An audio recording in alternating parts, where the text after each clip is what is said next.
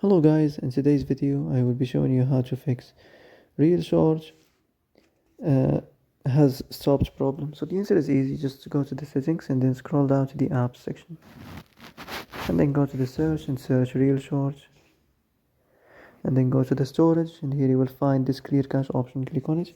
Now you can go check it if it worked, and if it didn't you can try to restart your phone or turn the Wi-Fi off and on, or the Bluetooth or the airplane mode.